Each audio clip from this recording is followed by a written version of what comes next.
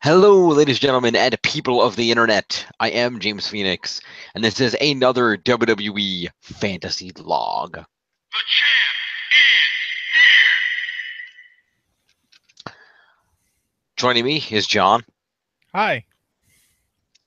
Unfortunately, Tiffany cannot be with us tonight because she is working early tomorrow morning. And Jeff is not here because who the fuck knows? He may show up partway through the video. I don't know. We'll find out. But we're going to go ahead and we're going to kick this thing off. This will be the usual shenanigans. We're going to go ahead and do the news, and then we're going to do some recapping of the week. It is worth noting that as of this week, because of events that we're going to talk about on Raw and SmackDown, we are up to 8 people that are with points that are going to need to be awarded across the rosters. Given that only half of us are here right now, I'm going to elect not to do that today. Okay. Because I don't want to hear people complaining that they weren't involved in the choice. So I will note those new people on the bottom where Kurt Angle was located. I mean, we'll add them to the roster just without a team for right now, and then we will go through and award those people to a team before next week's program, so that we have adequate points. And I will recap the updated scores at the beginning of next week, so that we can see what's going on there.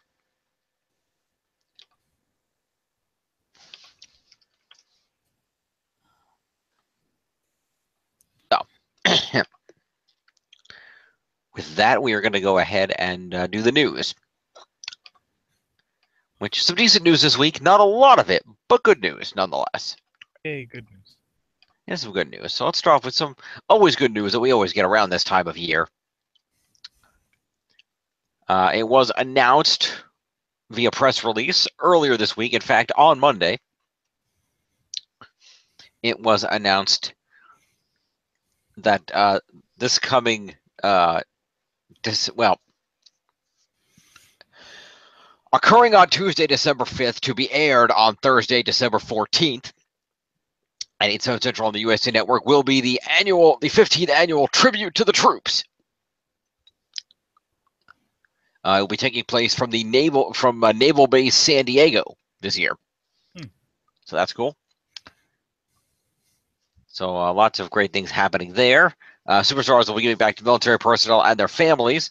Activities include a Be a Star bullying prevention rally, hospital visits, military outreach initiatives, including the Naval Base San Diego, the Naval Air Station, North Island, and San Diego Naval Medical Center.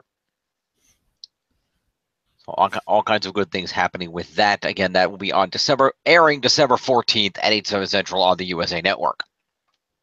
Woohoo. And that will be a 2-hour special, by the way. Cannot recall whether that has been 2 hours in the past. I don't remember either. Let's see. What else we got here? Okay, a little bit of good news here as well. I mean, it's good news, as much good news as you can get in this situation. As everybody might be aware, for quite some time, former WWE superstar Kamala has not been in the best of health. James Harris, the former Kamala, is currently hospitalized and is on life support after undergoing emergency surgery, according to his stepdaughter. They feared that he wouldn't make it, but he remains on the life support and is actually showing signs of improvement.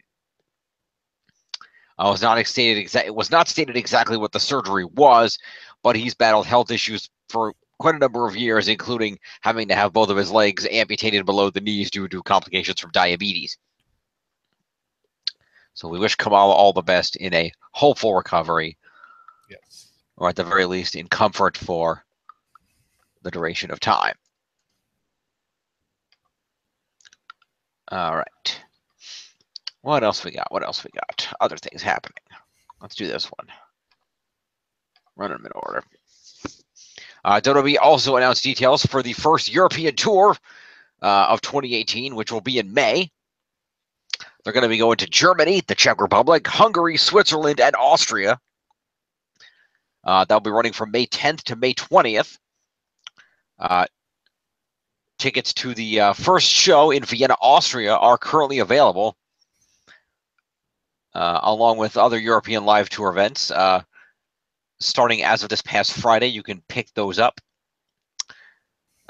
These will be SmackDown shows specifically, so you can see your favorite SmackDown stars, including AJ Styles, Shinsuke Nakamura, Charlotte Flair, The New Day, Naomi, Kevin Owens, Jinder Mahal, and many, many more. So definitely go check them out. In Germany from May 10th to the 12th, the Czech Republic on May 13th, to Hungary for the first time in 3 years on May 14th, and then concluding the tour with a return to Germany on May 20th. Also, as a special note, fans attending WWE Live in Switzerland on Wednesday, May 16th, and Austria on Thursday, the 17th, will get to see Raw superstars, including Roman Reigns, Dean Ambrose, and Seth Rollins, The Shield, the Monster Among Men, Braun Strowman, The Demon, Finn Balor, Alexa Bliss, Sasha Banks, Asuka, The Bar, and many more. So definitely go check those fine folks out. Good times. Tickets available at Ticketmaster or Ticket Portal, depending on the country. Whatever your native country's ticket purchasing site is. We'll go with that. I'm assuming they're all affiliated with Ticketmaster in some way.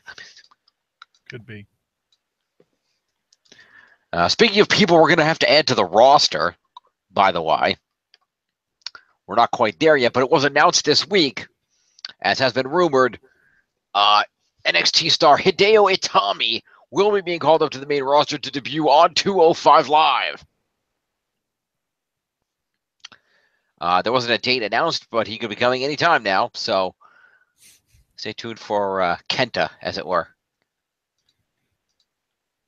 I guess they didn't want a surprise entry with him or anything.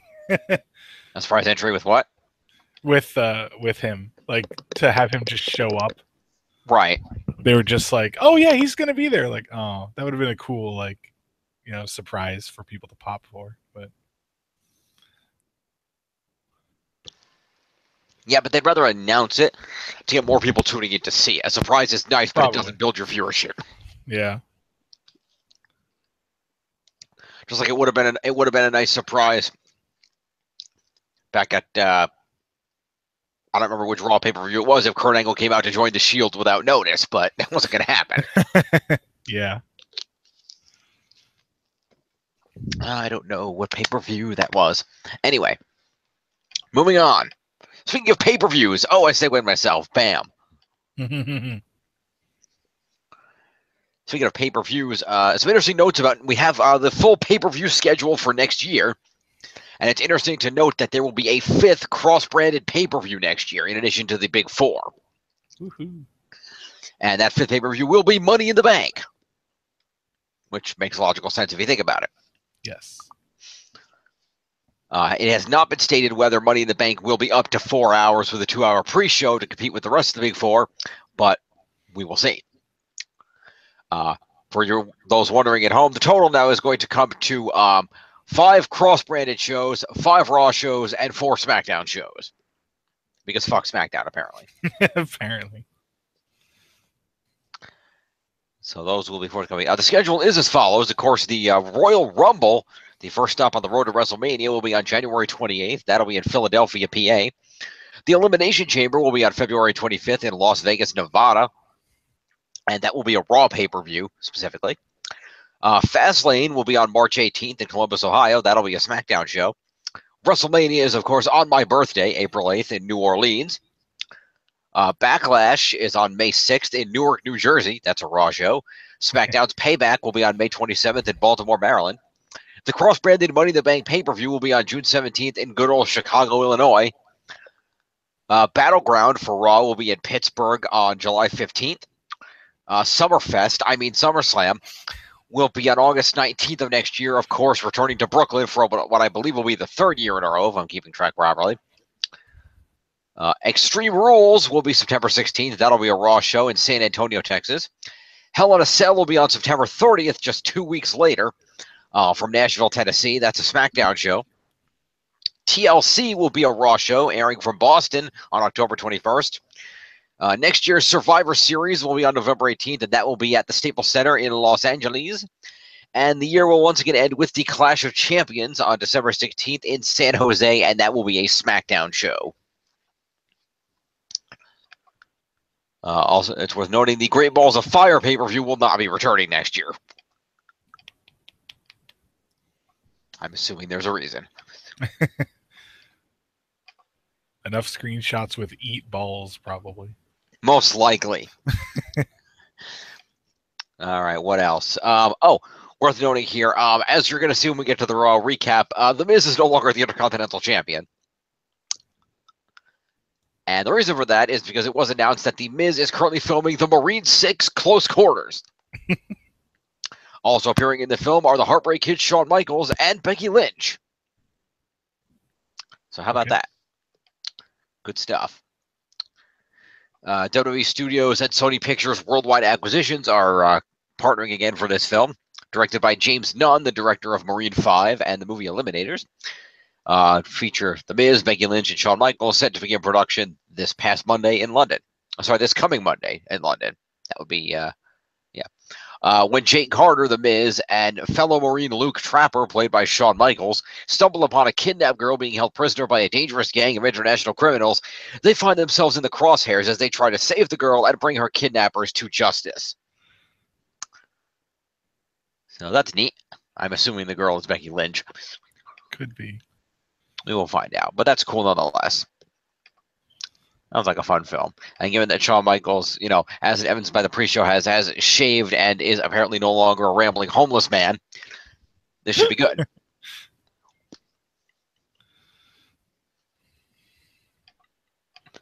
What else? We've got a minor but relevant because we haven't had one in quite some time. One of our recurring segments. I know it's time for a brief appeal to the 7 deities. I know. According, WWE officials are not commenting on the situation. These are rumors, by the way. Let's see. So Matt Hardy is continuing to push forward with his legal battle over the broken trademarks, as you know. It will be, and apparently his filing for the broken trademarks will be published for opposition in about a month. Basically, when you file a trademark, there is a 30-day period at which other people can file appeals or injunctions saying, no, you shouldn't be able to trademark this for X reason. If no one does step forward to oppose a trademark, Matt will then be free to own and use the trademark wherever he wants. I assume hashtag that owl is not going to take that sitting down, but we will see. Also, you may have noticed that Matt Hardy has been toning down the broken play-ups on TV recently, in the few instances he's been on TV recently, and that's supposedly because he's been asked to do so by Vince, who is supposedly not a huge fan of it because it didn't originate in the WWE. I don't know if that's true or not because it'll make him a lot of money, and he likes anything that'll make him money. I don't know if I believe that. He sometimes does. Yes. Make him. So. That's an unconfirmed rumor, but that seems to be where we're at with the Matt Hardy situation. So stay tuned for sometime about a month from now, so around the end of the year, a little after Christmas, to see if Matt's trademarks go through. All right. Let's see, what else we got? We have one more thing to mention from earlier this very evening, because I thought we should cover it briefly, even though the results are not uber relevant to anything going on. I thought it relevant to know and discuss. And that's it. Earlier this very evening was WWE Starrcade. Yay. Indeed. So lots of good things going on with the Starrcade. Of course, the first Starrcade was in 1983, and Starrcade tonight returned to that very home in Greensboro, North Carolina. Events that occurred on the program included Bobby Roode defeating Dolph Ziggler after apparently Ziggler apparently tried to be not so savory with his choice of actions, and he found himself on the receiving end of a spine buster from Special Enforcer Arn Anderson, who, according to the recap, still has the best spine buster in the business.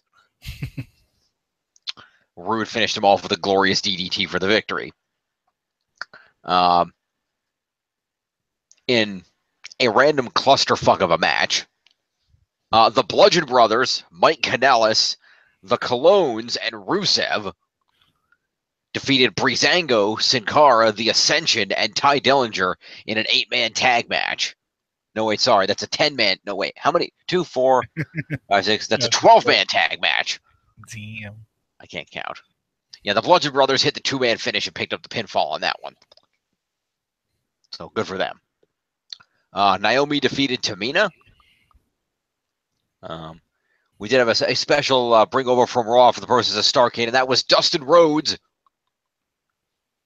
also known as Goldust, who proceeded to come out in what I will say was some pretty cool looking ring gear with some red tights and gold on his boots and a black shirt.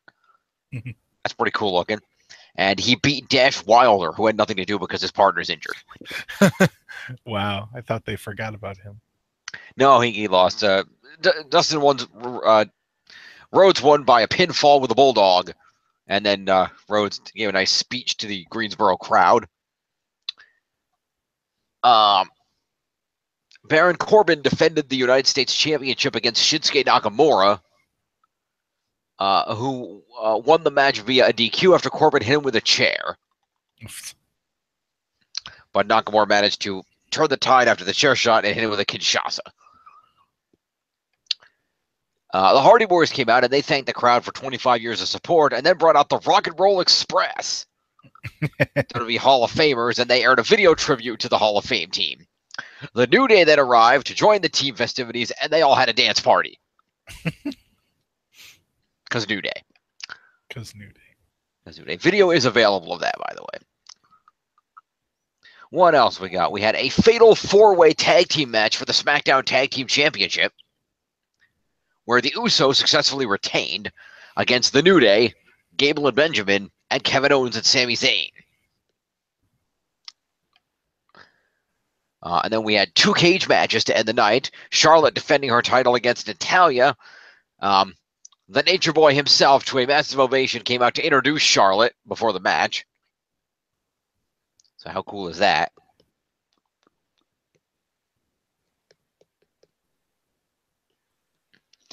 And so Charlotte tapped Natalya to the figure 8 in that match. And then AJ Styles defended successfully defended the WWE Championship against Jinder Mahal in a cage by escaping the cage. So that was Starrcade. It was apparently, for a house show with a ripped-off WCW name of their biggest event ever, it was apparently decent.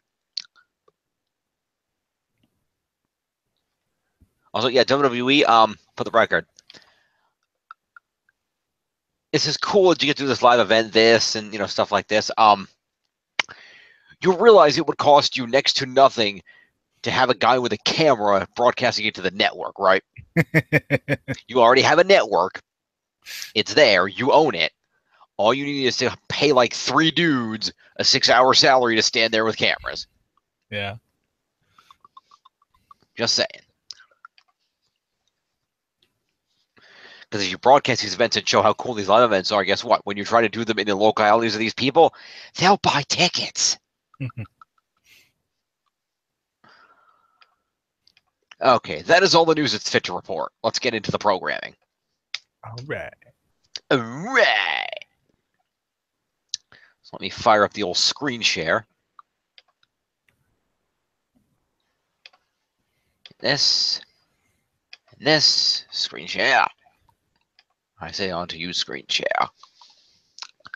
Alrighty, so as we can see from the scores here, currently still in the lead are the Champions of Justice, led by Tiff at 54.93. Jeez. Yeah. In second place at 48.64 is TNA Worldwide. In third at 44.28 is the Glorious End. And in last place at 37.93 is still me, the Broken Highlight Club, getting more broken by the minute. And not in the way that would earn me tons of points for being insanely popular. So we're going to have to just live with that. Let's shoot over to the roster here, and we will check the scores. Bam. Can't remember if I did the score sheet at the end of the Survivor Series video. Huh. Well, anyway. Enzo Amore is currently at 685 points, still the hashtag realest champ in the room. Followed up by Dean Ambrose at 523, 1/3 of the Shield. AJ Styles, the WWE Champion, clocking in at 515, followed by another third of the Shield, Seth Rollins at 483. The Miz clocking in at 475, the soon-to-be former Intercontinental Champion when we get to the Raw recap. The Monster Man, Braun Strowman, having 451, followed by Kalisto at 442, just 1 point ahead of Cedric Alexander at 441. The Raw Women's Champion Alexa Bliss at 423, and Baron Corbin, the United States Champion, coming in at 409 off of his victory over The Miz at Survivor Series. So there you have that, and I'm going to take one moment. I'm going to scroll down here, and I'm just going to add the new people to the list, because we should probably do that. So Kurt and Shane are not awarded, and Kurt and Triple H, rather, are not awarded and already on there, so they're covered. So we need to tab and add Paige. Wait, was Paige still on our roster? We took her off, right? I don't remember. No, Paige is already on the roster. Okay, Oh, she's still there. We made her inactive, but okay, cool. So Paige is gonna be active now. Hey, she's already listed as Raw. How convenient. Okay. So let's see. Now I have to go think, who the hell were these people? Because I don't know these people's names. Ruby Riott was one. That was a SmackDown one. Yeah. So what we had for Raw, we had Mandy Rose. Oh, right, PMS. So the other one's an S. Oh, is that actually their name? I don't know. Somebody made that joke, and I'm like, oh, that's.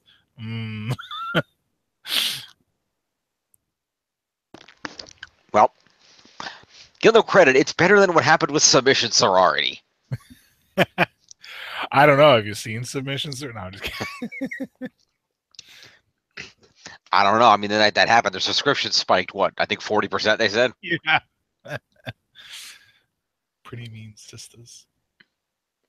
And so we got Mandy Rose. That's Raw. Ow. Now I think I fucked up because I think I listened to the wrong people on the other show. I don't know what the hell's going on anymore. No, yes, Mandy Rose is Raw, and she's going to be active. Paste. You're not going to have to copy it again. Okay, copy and paste there. The other one is Sonya Deville. I know that for Raw. We'll add her. Sonya Deville is active. And then since we know Ruby Riott, I'll add her, and I'll add the other SmackDown people when we get there. Oh. Because I don't know their names. I remember Liv Morgan. That's one, thank you. Okay, we'll add Liv Morgan. I don't remember the third one. That's fine. We'll get her when we get there. Morgan. All right. Hey, I'm going to make me copy it every time. Okay, you suck. It's Kurt Angle's theme song. You suck. You suck. Okay, so with that, all this good stuff. Okay, so let me go ahead and throw this into the alphabetical orders for the purposes of the scorings. And we shall proceed with the Monday Night Raw. How does that sound? Sounds good. All right, let's do it. Paste. Oof. The November 20th edition of Monday Night Raw, the fallout from Survivor Series, the first fallout from Survivor Series anyway, came from the Toyota Center in Houston, Texas. And we opened up the program with Raw Commissioner Stephanie McMahon.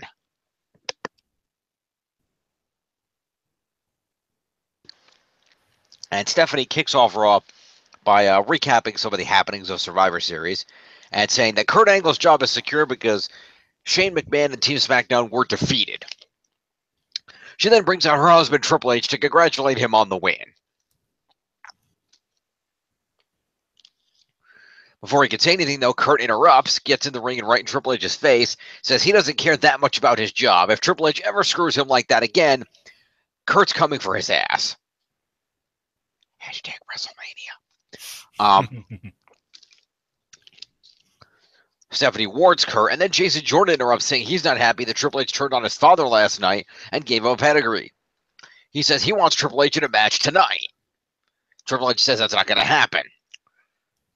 Jordan says that Triple H is scared, but Stephanie backs Triple H up, saying he isn't afraid of anyone in that locker room. Which, of course... Did you see Survivor Series, by the way? I did not know. Oh, so you missed all the fun. Yep. Yeah. At the in the cluster that was the main event, it was the 5-on-5 match for the men. And basically what happened is well, they started the match up. Anybody under the age of 36 was promptly eliminated. After about maybe 5 to 10 minutes of back and forth wrestling, and then they all just kind of went one by one by one. Braun Strowman power slammed 3 dudes and eliminated them all. Oh well. Yeah, who did he eliminate? Nakamura, Rude, and a little later on, I think he got Orton. John Cena got angle slammed and eliminated that way. Wow. Yeah, he took that out. And then, but at the end of the match, it came down to Braun, Triple H, and Kurt versus Shane. And effectively, what happened is Braun was the legal man of the ring, and then Triple H tagged himself in, much to Braun's chagrin, and then Kurt tagged himself in off of Triple H in protest. Then they all got in each other's faces, and then Shane ate a pedigree. Or no, actually, no, Kurt started fighting Shane and hit him with an angle slam.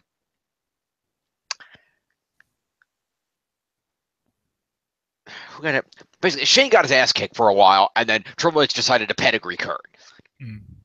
So he pedigreed Kurt, and then he put Shane on top of Kurt and let Kurt get eliminated. Wow.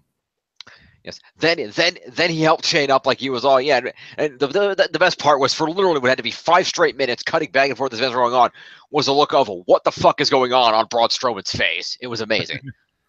Just a look of what, and then Kurt helps Shane up. Oh, he helped Shane. And then he pedigreed Shane, and then he pinned him and won Raw the match. And then he pulled Braun in the ring and was celebrating with Braun until Braun finally, after much more staring, realizes, wait, you just tagged yourself in to take the glory, you arrogant fuck. Power slam.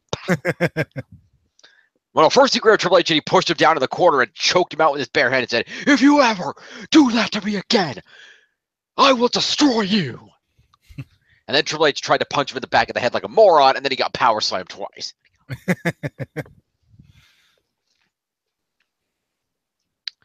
And then there's a great video that somebody took on a phone after the match. Stephanie came out to escort Triple H back to the back, and he proceeded to walk into the set. I did see that. Good times. So anyway, Braun Strowman gets to hell in the ring and gets to Triple H's face, and Triple H slowly backs away. Stephanie joins him, and they proceed to leave as the crowd chants, "You're a coward." Stephanie says this Jason Jordan is so fired up to fight somebody tonight, he could fight Braun. And Braun and Jason have a stare down to end the segment. All right.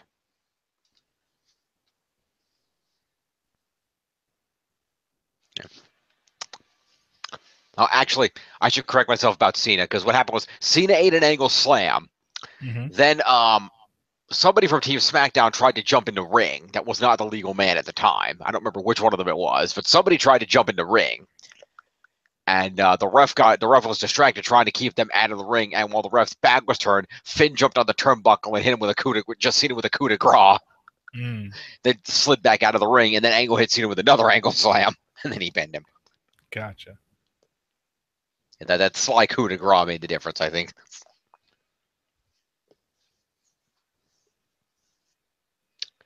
Alrighty. So, opening segment, promo to Triple H, Kurt, Jason Jordan, and Braun Strowman. Not necessarily in that order. All right, 5 points to Braun. And 5 points to Jason Jordan. The 6 is 401. And then Kurt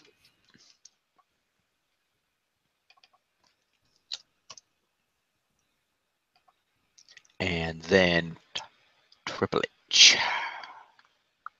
In the middle of the ring. 63. Okay.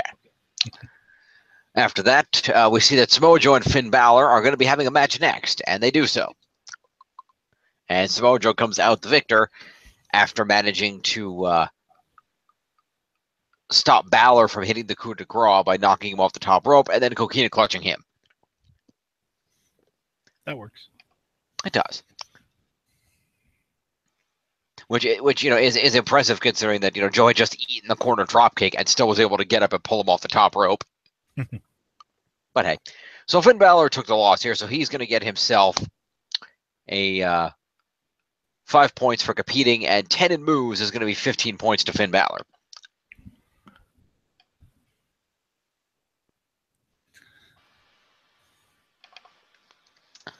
$75. Okay. And Joe is going to get himself 20 points for winning this match. He's going to get 5 for being in it, is 25. And he's going to get 7 moves, which is going to be 32 points to Samoa Joe.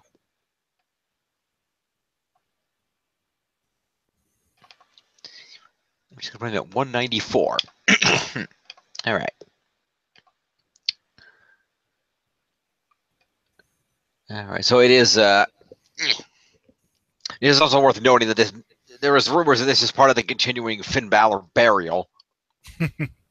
After supposedly, because now they're supposedly scrambling for a Royal Rumble main event, quote unquote, because Brock was going to face Finn, but Vince doesn't think Finn is over enough for that match anymore. And there's kind of no other options because, the idea is nobody's supposed to kick out of the F5 until, Roman does it against Brock at WrestleMania. So they can't have Braun do it again because they want to protect Braun and they can't have him lose again. And Ambrose and Rollins are in the tag division, so that's not really an option. And Roman's, obviously not going to face him now, or that would throw off the plans. So ironically, Joe is the possibility to replace him. People are thinking because nobody else can think of anybody else who could do it.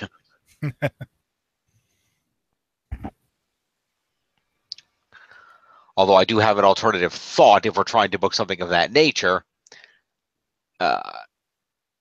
You could, if you wanted to do, you could always just have, if they were feeling vindictive about the situation, you could always have the Authority put Kurt in a match against him. Oh, jeez.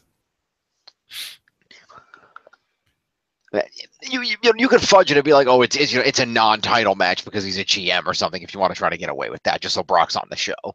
Yeah. But we'll see what happens. In the meantime, we cut to let's see what else. Promos for later in the evening. The club hawks some WWE shop merchandise, including Lou Gallows doing his best Stone Cold Steve Austin impression. I guess, we'll give the club a promo for hawking merch. What the hell? Yay. It counts. They were on TV. Wait, I don't think I have them. Oh, You do have them. I do. Yay. So we'll give you points. So that's 2, 133, and Luke Gallows. This is, let's see, that would be another 5. It would be 146. Okay. By the way, I finally caught up on all the Southpaw, and they are pretty funny throughout it. Yeah. And then so we cut to the back where Jason Jordan approaches Kurt and asks him if he's really going to make it, let the match stand and make him face Braun Strowman tonight. And Angle says that he thought Jordan said he was 100%, but Jordan admits that he's still hurt. And Angle says he wished Jordan had told the truth about his health, but Jordan says he'll go through with the match anyway because he's the only one on the roster who could beat Braun. And he says since Angle beat guys almost 100 pounds heavier than him and his blood runs through his veins, he can do it too. He walks off as Kurt smiles at his son. So that's a promo to Jason Jordan. Who is you? How about that? Yay. All right. Next up, Asuka kicks Dana Brooke in the head and beats her in about 10 seconds. There was a submission on the ropes at one point and an attempt at some comeback, but it was nothing. It was a squash. So Dana Brooke gets 5 thank you for showing up points. That's all she's getting. Because she is the new Emma. which admittedly is probably still a step up for her.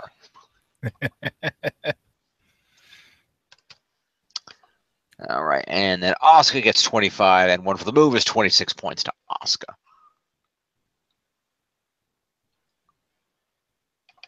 36, and 7 is 43. Okay. What else we got? All right, we have ourselves another episode of Miz TV, where the Miz comes out and cuts a promo on Baron Corbin, and then introduces his guest for the night, Roman Reigns, who makes the Miz wait, and then he finally comes out flanked by Ambrose and Rollins. The Miz says he only wanted Reigns tonight, and he also tells the Shield to thank him for being the one who made them reunite. Pointing out that he was the one that was antagonizing them and kind of basically forcing them to reunite to take him on. Miz also adds that he should get some royalties from the sales of that new T-shirt they have. Now, the hilarious thing about this promo that I absolutely loved is that despite everything else going on, throughout this entire promo, the audience in Houston, Texas was very firmly on the Miz's side. I believe it. Launching some Miz's awesome chants, which the Miz, he was trying his best not to Cheshire Cat grin, but he couldn't help but smile a little bit. But you could hear it. He even took it as you see, they know I'm awesome. And basically chanting things for the Miz, which is great. Yeah, everybody was flabbergasted by that because even props to Roman Reigns, who was clearly getting better on the mic. As they all kind of paused, and Roman Reigns with this look of smiling, just look on his face, I've been over the wood. I think it's the first time I've ever heard that chant.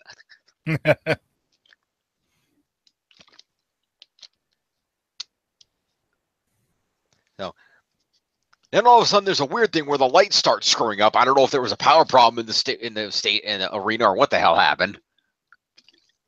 It was not the Undertaker or Bray Wyatt, as far as I can tell. Nor was it the entrance for Jericho or Naomi. So I'm assuming there was a power issue. So then they put a spotlight on the Miz, and it's that's right, put a spotlight on me. Then the lights came back on, and he just continued his promo. And he points out that everybody knows about the Shield, but he's the one in the ring, the only one in the ring, mind you, with a championship right now. And Rollins points out that he and Ambrose are going to get the tag team titles back soon enough. And Roman Reigns is well, wait a minute. I don't want to be the only guy in the group that doesn't have a title. That's not cool. Well, Miz has a title. The white belt, it's shiny. Look at that. I was like, you know what? Yeah, I kind of like that title. Yeah. Basically, Reigns challenges Miz for the Intercontinental Championship. Bo Dallas interrupts and says that if he wants the Miz, he has to go through him and Axel. So Reigns then proceeds to punch Bo Dallas in the face. And Axel, wearing a neck brace, tries to get out of the way. Miz jogs onto the bottom rope and runs for the hills. As Axel is surrounded by the Shield, it begs him not to hurt him because he's wearing a neck brace. As the poor commentators, Corey in particular, point out that we may never see Curtis Axel without a neck brace again. The Shield appear like they're going to let Axel leave, but then Rollins hits him with a knee, and Ambrose hits him with the dirty deeds. They then grab Bo Dallas before he can slide out, and they all beat him up and then hit him with a triple powerbomb. So there we go. So that's going to be promo to all those people, and then an assault and some finishers to the Shield. Let's see, Miz is going to get 5 points.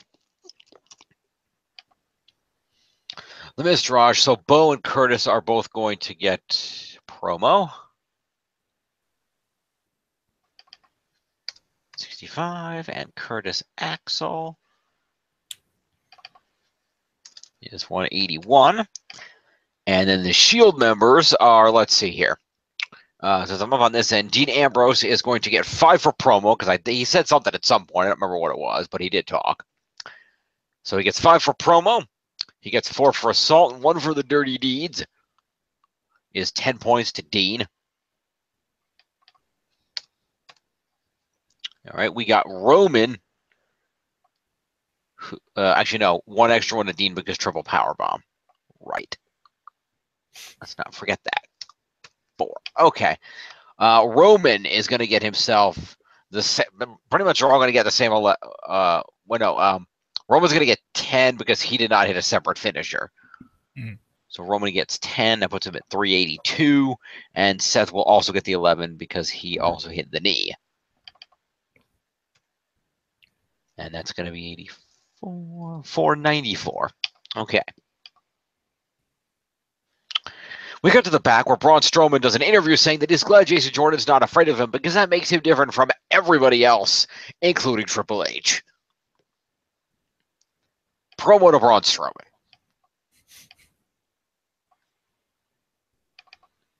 That's going to put Braun Strowman up at 461. All right. Next, we have a one-on-one match. I guess Dean did not leave after the aforementioned promo because he's still here, along with Rollins. And Dean has a one-on-one match against Sheamus, who has Cesaro at ringside, of course. And Dean Ambrose comes out victorious in that match, despite repeated interference attempts from Cesaro, who just got his ass kicked by Rollins on the outside area, as usually happens in these occasions.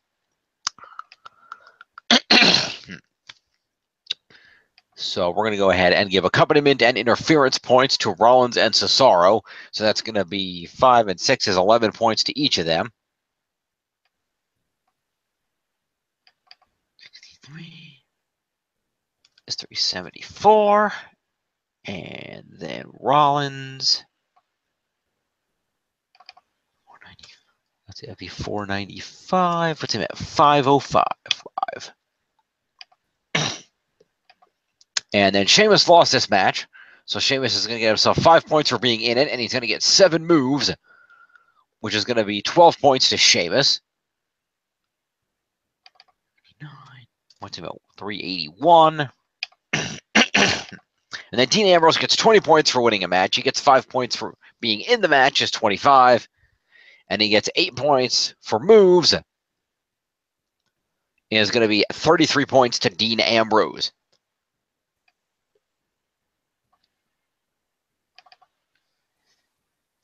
Is 567. Okay.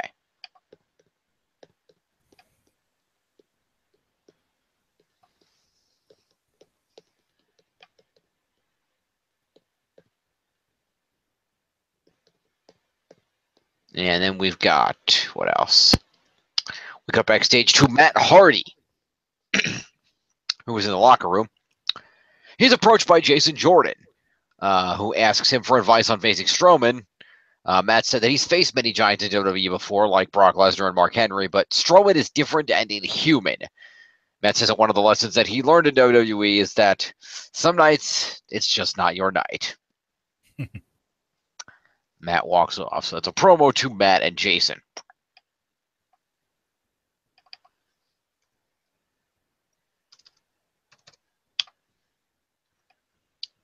And Matt Hardy. 6 points. Okay. So after this, the Raw Women's Champion Alexa Bliss comes out to the ring and proceeds cutting a promo about Charlotte, saying that Charlotte got lucky at Survivor Series, but Alexa is still the goddess of the WWE. She's then interrupted by Mickie James, who comes out and talks some shit to her. Sasha then interrupts, and then Alicia after that. Alexa says that none of them are deserving of a title shot, and she tries to leave until Kurt comes out and says that she's going to get another chance to prove why she's a champ because she's going to face the winner of the fatal four-way match that's going to happen right now. That is going to feature Alicia, Mickie, Bayley, and Sasha to determine the number one contender for the Raw Women's title.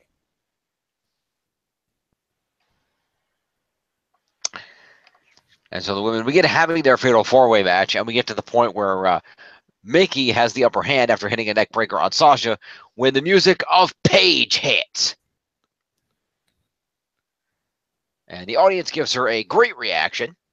And she goes out to the stage to say, I'm so sorry. I didn't mean to interrupt, but I just wanted to say I'm back. And I didn't come alone. She is then joined on the stage by Sonya Deville and Mandy Rose from NXT. The three of them head to the ring and proceed to beat the shit out of everybody. First Mickey, then Banks, then Paige boots Bayley in the face. Alicia realizes what's going on and runs like hell, screaming the whole time. The three went in the ring, they get beat down some more. Sasha and Mickey each eat a finisher from Sonya and Mandy, respectively, and Paige grabs Bayley and nails her with a rampage. As they pose in the ring, and the Fatal 4-Way is a no contest. That happens.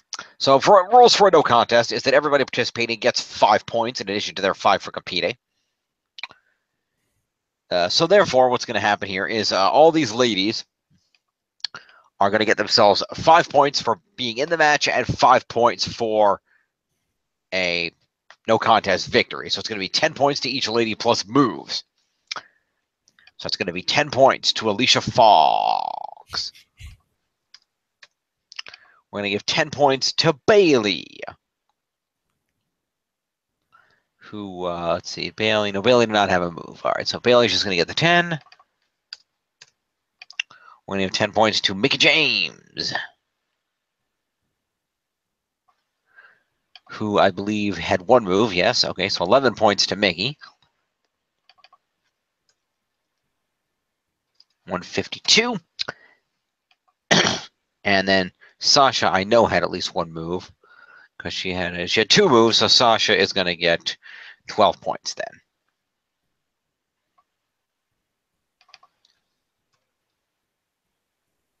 $330. All right. Meanwhile, Paige, Mandy, and Sonya are each going to get 4 for an assault. Technically 6 for an interference because they interfered in the Fatal 4-Way match. We give interference for match-ending interference is still interference, right, John? Yes. Should be, yeah.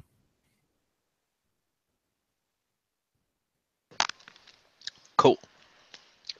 So Paige, Mandy, and Sonya will each get 6 points for an interference, 4 for an assault is 10, and 1 for a finisher. So 11 points to each of those 3 ladies. So what do we got? We got Paige. 11. We've got Sonya. It's 11.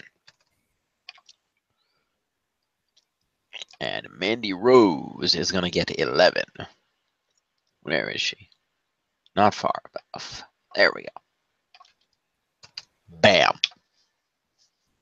All right.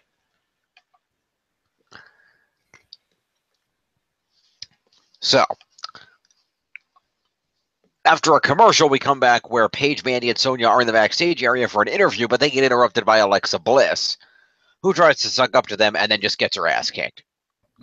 As they throw her into some gear and a steel door and some other shit.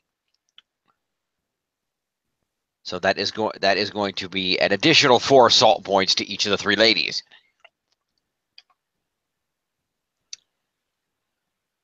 Now let's see here. Mandy Rose. 15. Paige at 15. And Sonya at 15. All right. Rolling on to the program, we go back out to the ring for Braun Strowman versus Jason Jordan. They have a stare down in the ring, and Braun just starts throwing Jordan around like he's nothing, throwing him out to the floor several times. Jordan does. I give Jordan credit for attempting a double leg takedown on Braun Strowman. Doesn't work, but he tried. Braun lifts, he manages to lift Braun up, but Braun's just too heavy and he just drops him again. Jordan then gets thrown out to ringside for a second time and is selling his bad leg rather hard. But luckily he doesn't have to worry about that anymore because Braun is then jumped from behind by Kane. That's gotta be Kane! giving Braun the victory by DQ off that match. So Jason Jordan lost the match via unintentional DQ. So he will get no points for that. And instead, he will just get 5 for competing in the match.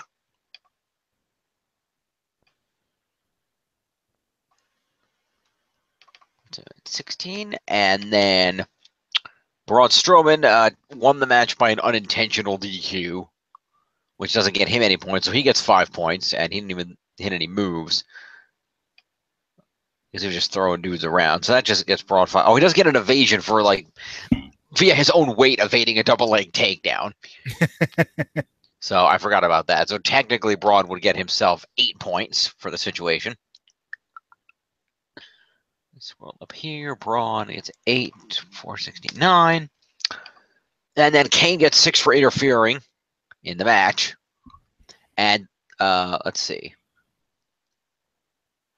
And Kane had a chair during the interference, so Kane is going to get himself 3 for a weapon usage. So that is going to be 9 points to Kane.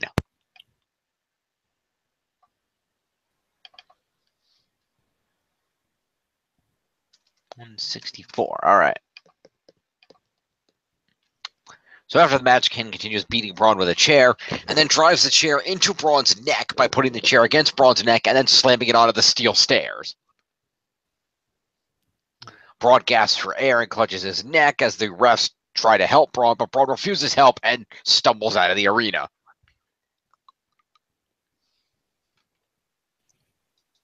So that happened. What's next? Yes, we are then joined by the hashtag realest champ in the room,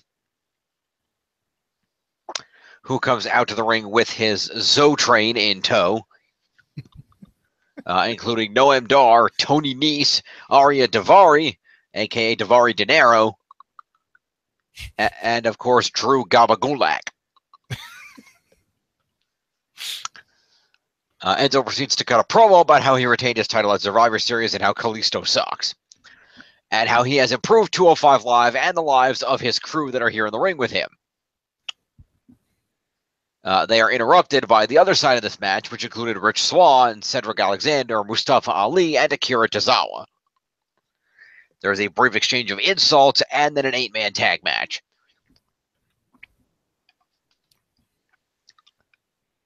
So we're just going to go ahead and give it a promo and an accompaniment to Enzo, since he's not actually wrestling the match.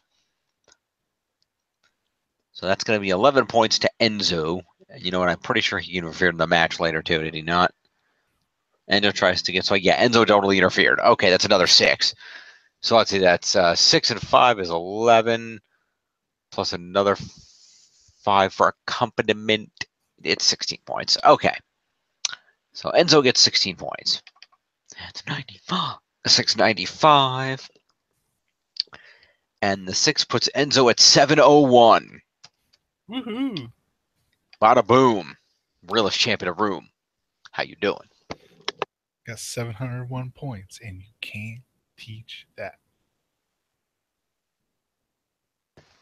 Pretty much. So, the match itself is won by the faces. So we will go ahead and we will score the heels first. Let me get all that crap off here so I can see what the hell I'm looking at. No, not that far. Yeah, there. Okay. So, the heels, none of the heels hit any moves, as far as I could gather, because they suck. So the heels, assuming they all took part in the opening promo, that would mean I'm going to give the heels each 5 points for a promo, and 5 points for a match is 10 points to all the heels. So let's see, who were the heels in the match? Let's see, Arya Daivari was in the match. He gets 10 points. And Drew Gulak was in the match. He gets 10 points.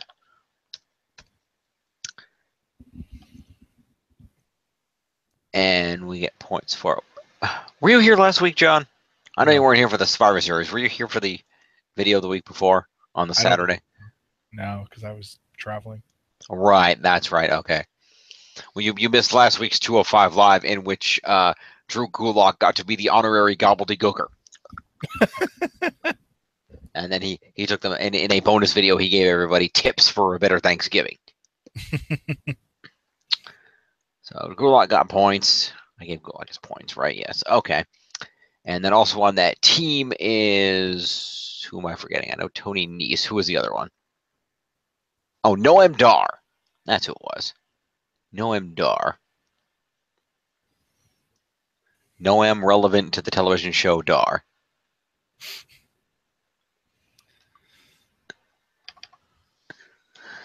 He's going to get 10 points, so he's going to go up to 77 points. How about that?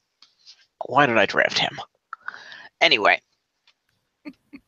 Ow, ow, foot cramp, ow, ow, ow, ow, ow. Sorry, hang on. Ow. Okay.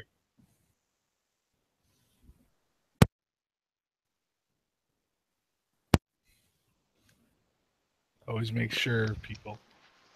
Okay, sorry, folks. Foot cramp. I'm okay. Those are not fun.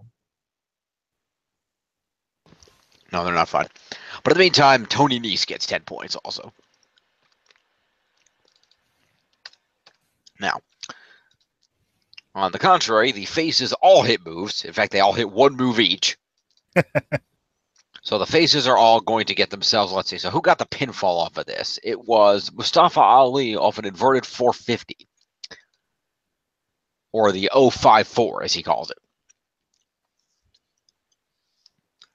So therefore, we're going to do the other three first. So Swan, Tozawa, and Cedric are each going to get 15 points for being on a winning team.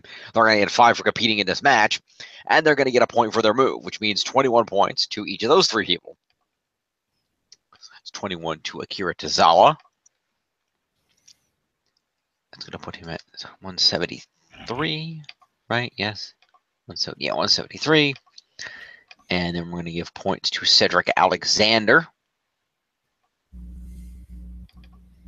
Puts him at 462. And then we're going to give points to Rich Swan.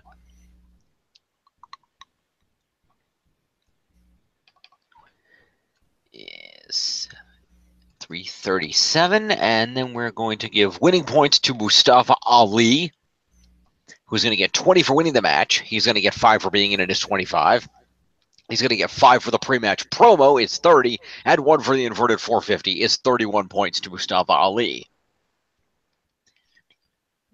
283. Okay. So, following the match, we cut backstage where Renee Young tries to get an interview with Kurt about Braun Strowman. He says that Strowman declined medical attention and left the building, and now Angle has to go check on his son. He goes to the trainer's office. Jordan is still selling the leg injury. The Miz runs in and tries to beg Kurt to cancel his match against Roman, and Kurt tells him to go screw the hell off and get ready for the damn match.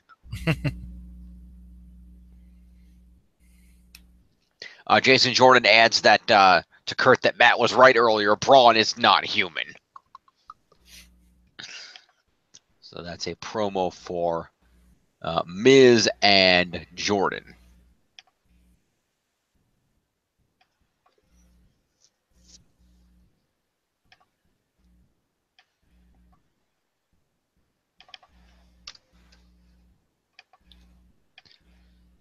Oh, excuse me.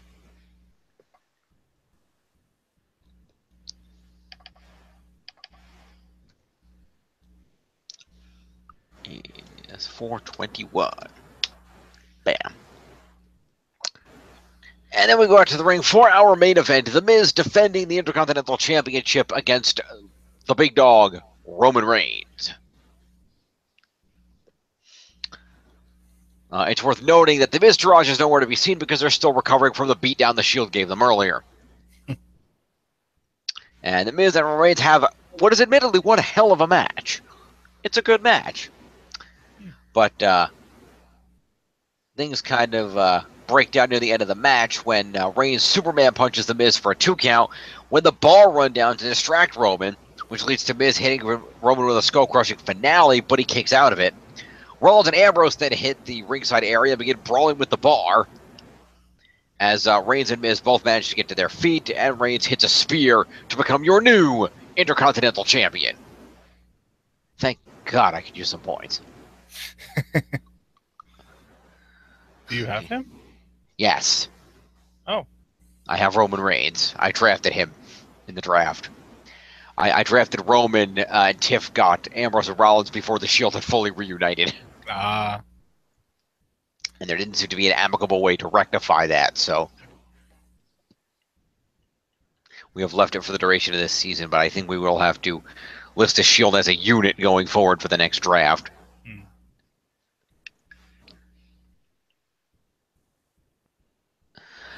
Anywho.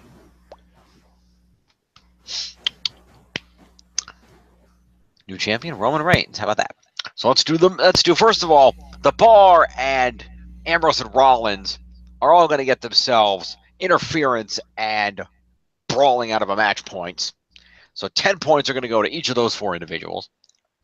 So that's going to be Cesaro. That's going to be Dean Ambrose. That is going to be Seth freaking Rollins. Click 515. And then it's going to be Sheamus, who's going to go to 391. Okay. And then the match proper, we're going to have The Miz, who is going to get himself 5 points for being in this match and 4 points for being in the main event. It's going to be 9. Plus 13 move points for The Miz is going to be 22 points to The Miz. The Miz. Thomas. It's going to be 20, which is 85, 95, 05. I think that's 507 for The Miz. And lastly, of course, the big dog Roman Reigns is going to get himself, let's see here. Roman Reigns is going to get himself 40 points for winning the Intercontinental Championship. 20 points for winning a match is going to be 60. He's going to get himself 9 points for being in and winning the main event is 69. 5 points for competing in a match on Raw is 74. And 9 move points is 83 points to Roman Reigns. Jeez. Thank you, Roman. So let's see. I got a calculator here. So 382 plus, what did I say? 80 what? 84? 84. Okay. It's 466 to Roman Reigns. Not bad at all. I will take it. All right. With that, we come to the conclusion of Monday Night Raw. So we will check the scores. Let me go ahead and put the appropriate programs over here on the score list.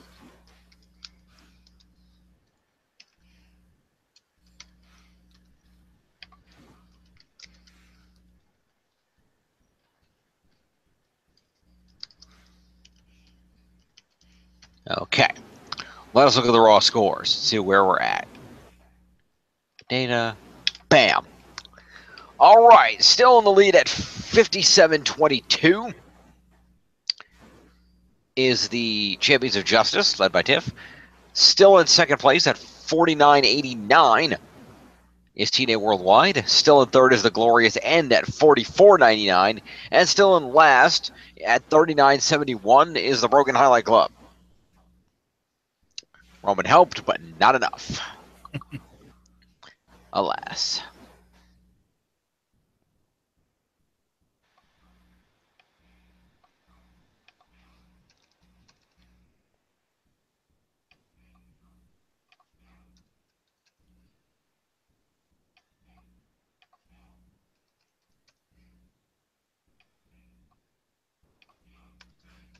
Okay. Let us go to the SmackDown. We'll see what happened there in a much shorter program. Paste. All right.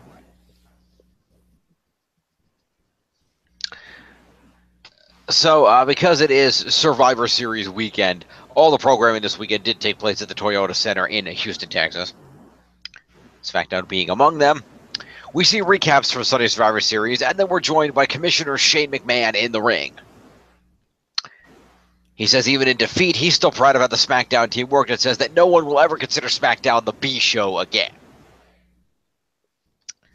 Try telling that to your father. He says he's proud of everyone. He said he's proud of everybody on the roster for their participation, except for 2 people. And he would like those 2 people to come out to the ring right now. He is, of course, joined by Kevin Owens and Sami Zayn, who, during the aforementioned main event Survivor Series match, proceeded to interfere and attack Shane McMahon. Unfortunately, they were countermanded when Shane grabbed a chair and beat the shit out of them.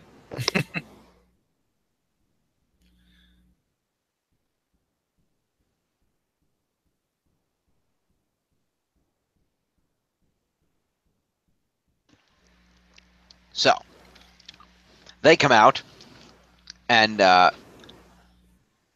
they get on the mic, and Kevin Owens says that if anything needs to happen right now, it needs to be an apology to them from Shane for leaving them off of Team SmackDown, because had they been on Team SmackDown would have been victorious.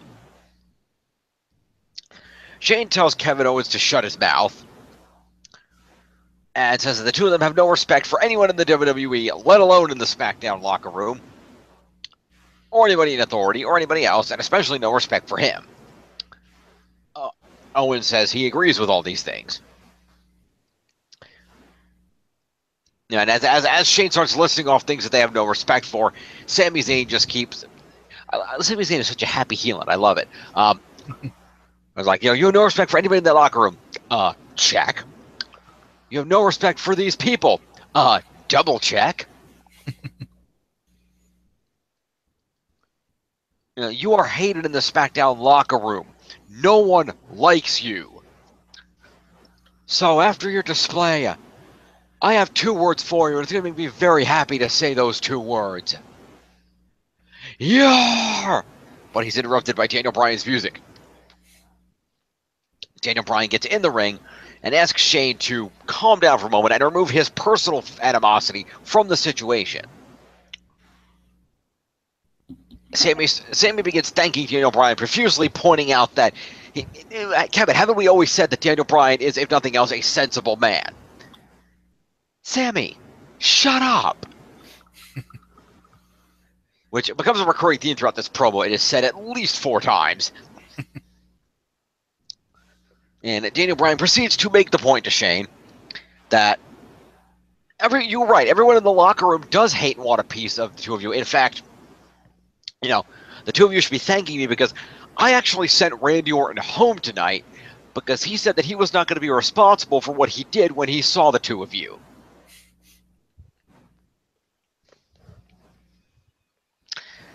And so Daniel says, why don't we, get, in particularly furious with you are the New Day for abandoning you during the Raw invasion.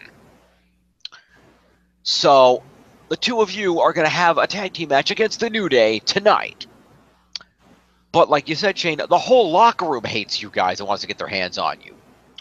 And they're going to get that opportunity because your match against the New Day will be a lumberjack match.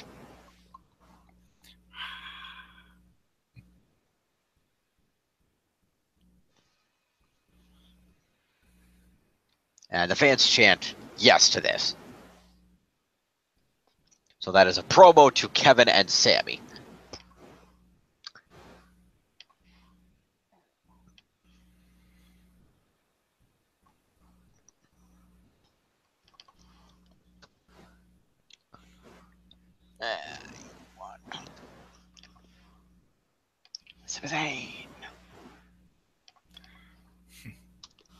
Okay.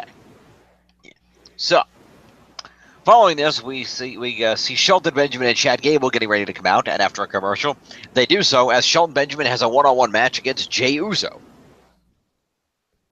Shelton Benjamin wins that match after some assorted out-of-the-ring distractions from the 2 non-legal men, and Shelton manages to counter a shot off Jimmy attempting to jump off the top rope and hit him with a pay dirt for the win. So let's see, Gable and so that was Jay in the match. Jay ate Pater. Sorry. So Jimmy and Gable were outside. They're going to get accompaniment and interference. So that's going to be 11 points to each of those two.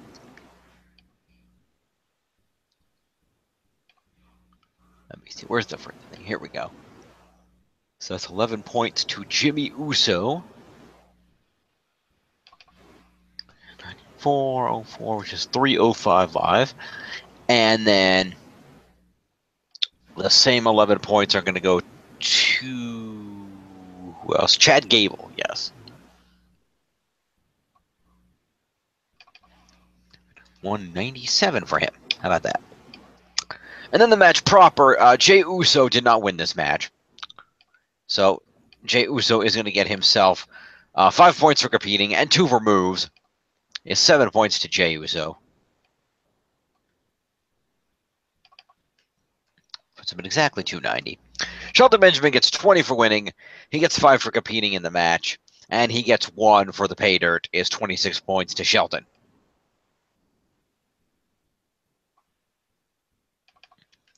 Oh, 16.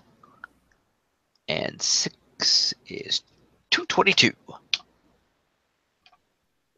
All right. So we cut to the backstage area where we see Kevin Owens and Sami Zayn are attempting to befriend people to help them in the lumberjack match later. To very little avail. We see them attempting to befriend Baron Corbin, the U.S. champion. Corbin asks them what's in it for him, and Owens talks about how good it'll be to stick it to Shane. But Corbin said that he can't stand either of them, so they should go try to befriend someone more weak-minded.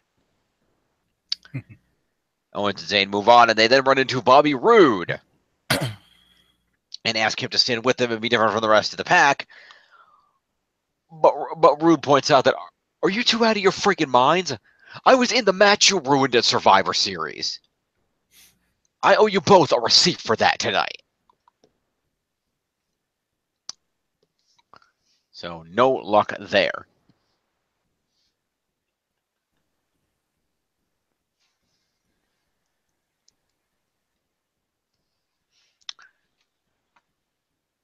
There was another great moment in that main event match where Bobby Roode and Triple H were going head-to-head. And Bobby Roode hit the double R spine, or I should say Triple H hit his spine buster. No, it wasn't. Roode hit his spine buster, and then Triple H countered with his spine buster. And then after the spine buster, there was a point where no, it was the other way around. Because Triple H hit Roode with a spine buster, and then he proceeded to do the hand gesture like Bobby Roode does before he does the Glorious. Mm-hmm. But instead, Triple H did the Bobby Roode hand gesture and then turned it into a suck it. And then Bobby Roode managed to get up, and then he hit Triple H with the spine buster, and then he did the Glorious thing properly. So that was kind of fun. Anywho, so that's a promo to Owens, Zayn, Corbin, and Roode. I'm already down at Sami Zayn, so let's get Sami Zayn. That's going to be 234. And let's see, up top, so KO. That's 386. And what do we got up here? Baron Corbin gets 5. That's going to put him at 414. And then 5 are going to go to Bobby Roode. I want him at 256. All right, we see a Bludgeon Brothers teaser. We then cut to the back where Naomi is getting her makeup done in a makeup chair when she's approached by Ruby Riott from NXT. She says she wants to introduce Naomi to 2 of her friends, Liv Morgan and Sarah Logan. That's the one, Sarah Logan. They then all begin beating the shit out of Naomi in the backstage area. They throw her into some shit and beat her up when Becky Lynch comes to blue hell out of nowhere and attacks the trio, and they beat the shit out of her too. And Becky gets slammed into some backstage gearboxes. So that is technically a promo from Naomi to start with. It's 144. And then it is an assault from Ruby Riott.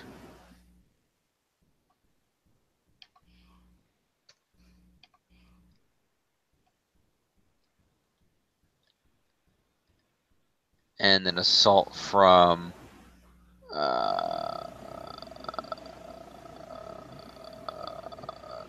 the hell are they again? Right, Liv Morgan is the other one that we already added, right? Okay, Liv Morgan. I get 4 for that. And then we're going to go ahead and we're going to add Sarah Logan. Tab. Logan. SmackDown. Paste.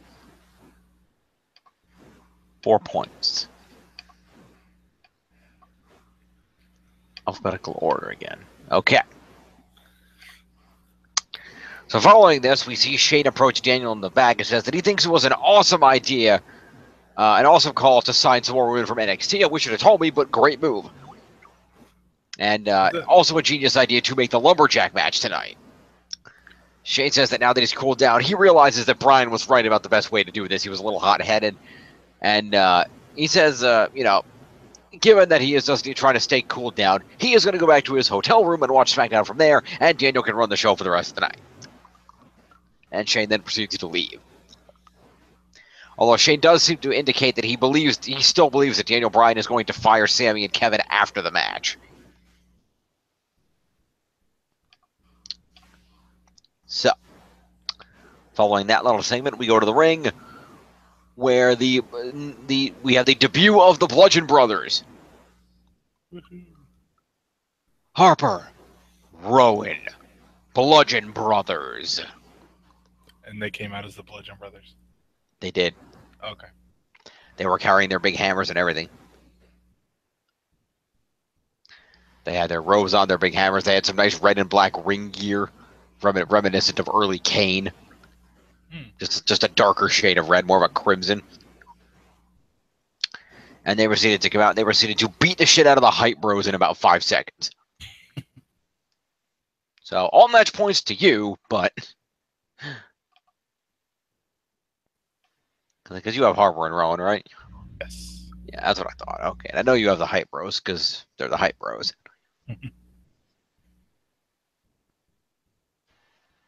All right, so no, you don't have the Hype Bros. Wow, Tiff has the Hype Bros. Okay then. Well, anyway, the Hype Bros are going to get 5 points for showing up. That's what's going to happen there. I managed to ditch Mojo Rawley finally. You did. You ditched Mojo Rawley.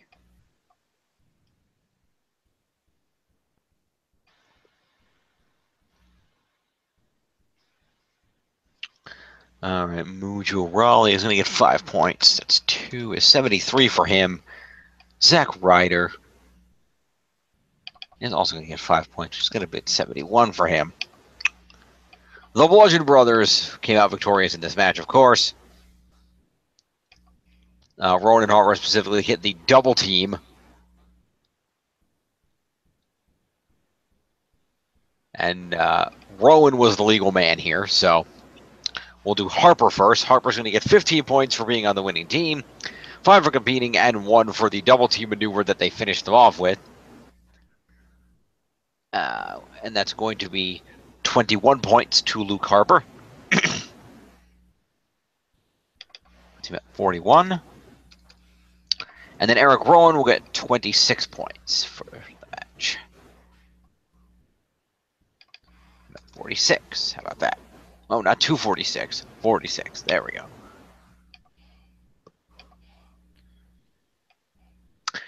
Dasha Fuentes interviews Natalia in the back, who trashes Ric Flair's appearance at last week and says that she plans to beat Charlotte later tonight in the title rematch.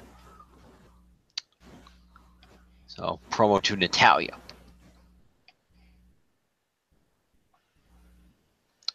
3 guesses how that match ended, and the first 2 don't count.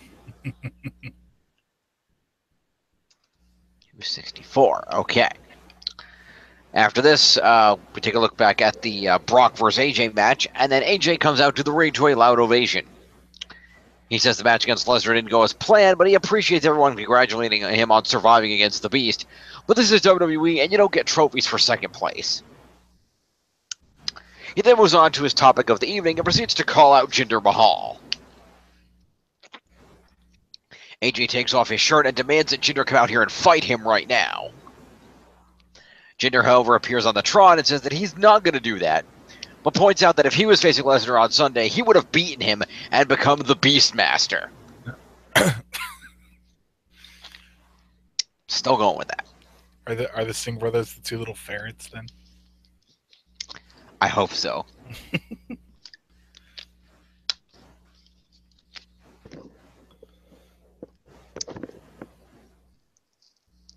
Does that mean Brock's a cult leader? Yes. Okay. At least Heyman is. Fair enough. I will give you that. All right. So anyway, Jinder,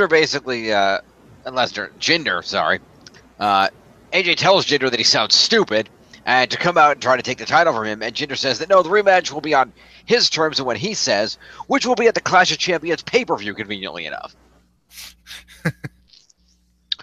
He then does his best supervillain laugh as the Singh brothers jump AJ from behind to very little avail as they both get their asses kicked and one of them eats a Styles Clash.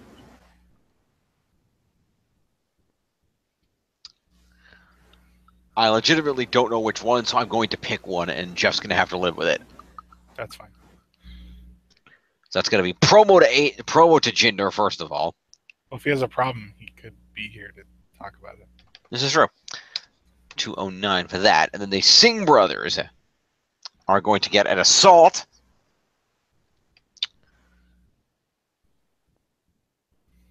I guess it doesn't matter which one ate the move, because neither of them hit a move, so that really doesn't make a difference which it is, does it? No. Not really thinking about how that works, am I? Okay. Too tired. So Samir Singh is going to get 4 points for an assault, go to 100 even. Excuse me. And Sunil Singh, already at 100 points, is going to go up to 104. AJ is going to get 4 for an assault, and, well, 5 for a promo, 4 for an assault, and 1 for a Styles Clash is 10 points to AJ for that exchange. I'll put him at 525. No, 525. There we go. All right. We come back to Kevin and Sami again, who are still trying to recruit allies. They hear Aiden English singing, and they enter his locker room, and they find him and Rusev and do their best to appeal to and recruit them. They start talking trash about the New Day and then walk off, and Rusev and Aiden English seem to be considering the appeal. That's promo to those 4 gentlemen. That's Aiden English. 7. And that is... Sorry, Kevin Owens. 91. And that is Sami Zayn.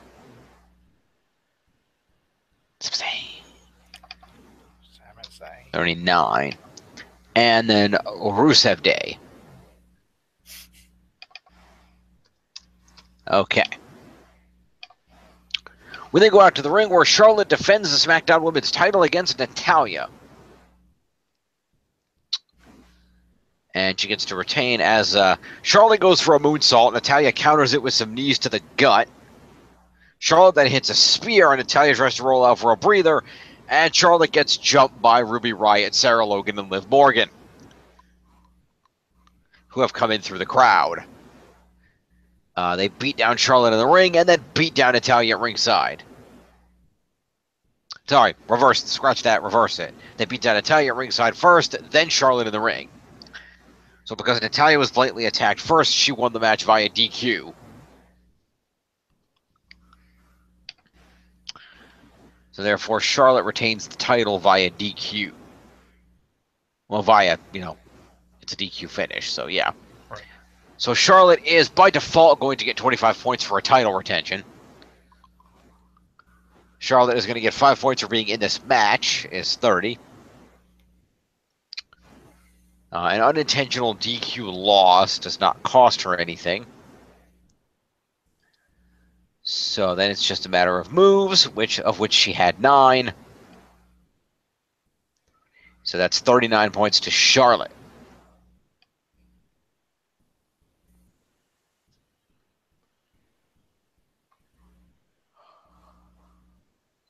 Let's see.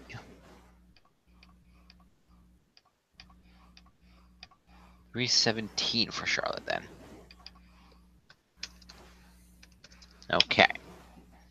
Natalia, meanwhile, won the match by default, but you don't, an unintentional DQ doesn't get you any points, so Natalia's going to get 5 points for competing and 5 points for moves is 10 points to Natalia.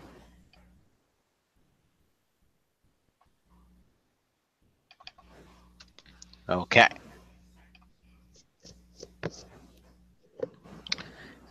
And of course, Ruby Riott, Sarah Logan, and Liv Morgan are going to get a match interference and then out of match assault.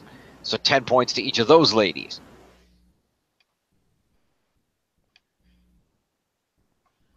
Ruby Riott's going to go up to 14. And Sarah Logan's going to go up to 14. And Liv Morgan is up here, and she's also going to go up to 14. All right. We cut backstage to Daniel Bryan, where an interviewer asks him for his reaction to what just happened to Natalya and Charlotte. Bryan simply says that it was an interesting situation, and he has no comment. Kevin Owens and Sami Zayn walked up to him and tell him that if he fires them, it would be the biggest mistake he ever made. Bryan simply wishes them good luck in their match and walks off. So that is promo to Kevin and Sami. Again, I'm going to give him a mini for that one.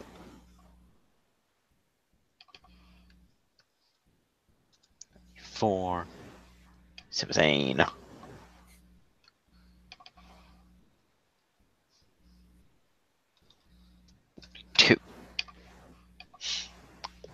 All right, we then see the members of the SmackDown roster come out to the ring for the Lumberjack match.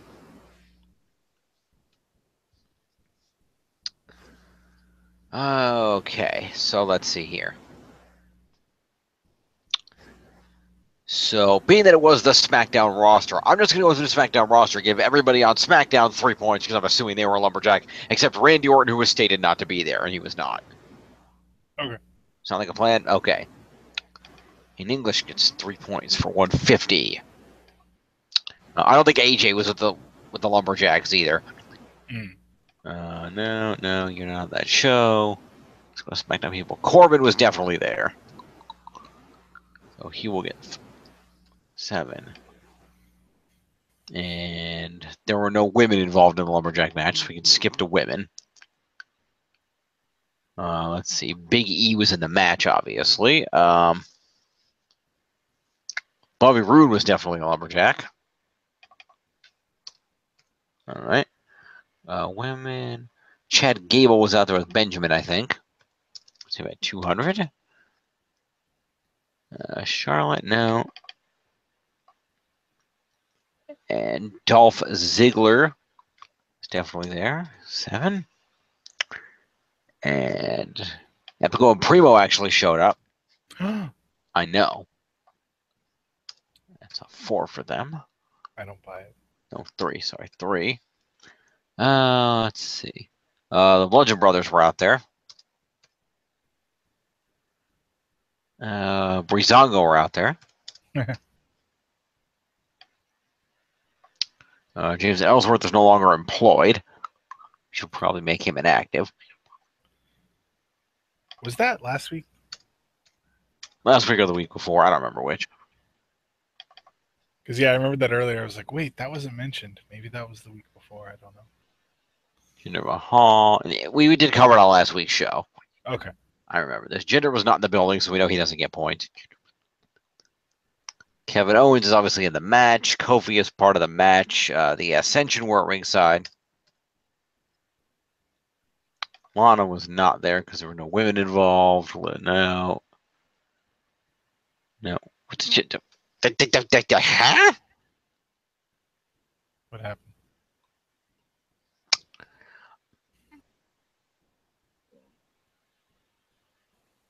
For some reason, Luke Gallows is listed as a SmackDown superstar. Not entirely sure how that happened. Let's go ahead and fix that. That was weird. Anyway.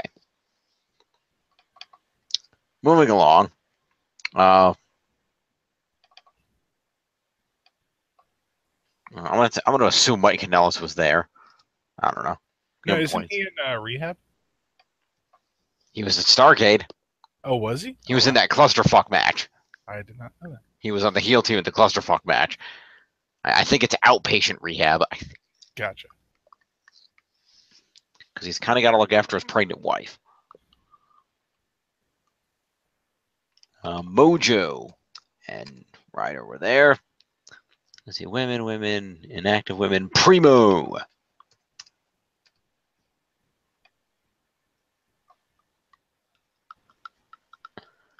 Orton was not there. Women. Rusev was definitely involved.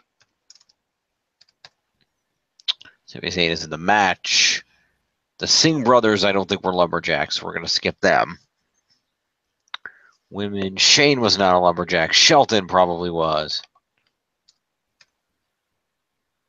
I can't remember if Shinsuke was a lumberjack or not.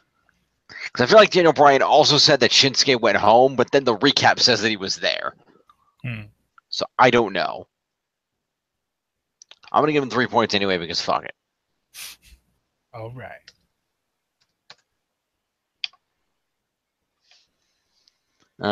Singh brothers were gone. Women. Ty Dillinger is probably there.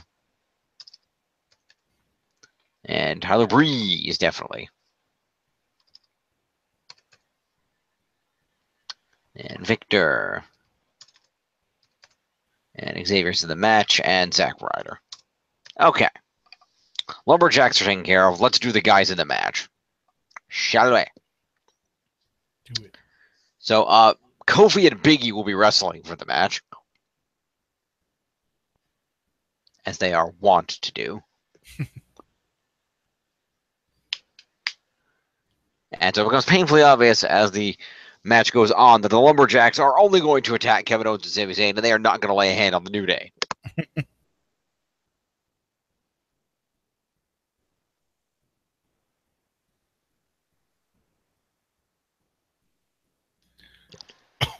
As you do. Yeah.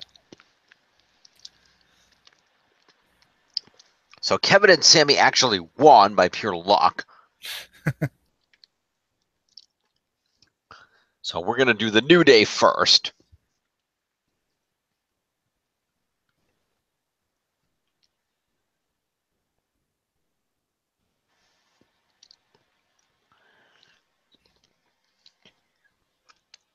So the New Day are going to get themselves, let's see here, points for the New Day. All right, Kofi is going to get himself 5 points for being in this match. He's going to get himself 3 for being in a specialty match. Is 8. 4 for being in the main event is 12. And 7 move points is 19 points to Kofi.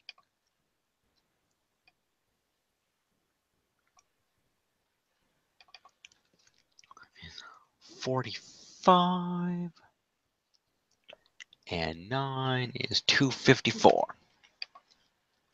right, Big E is also going to get 5 points for competing. 4 for the main event is 9, and 3 for a specialty is 12, plus 5 moves is 17 points to Big E.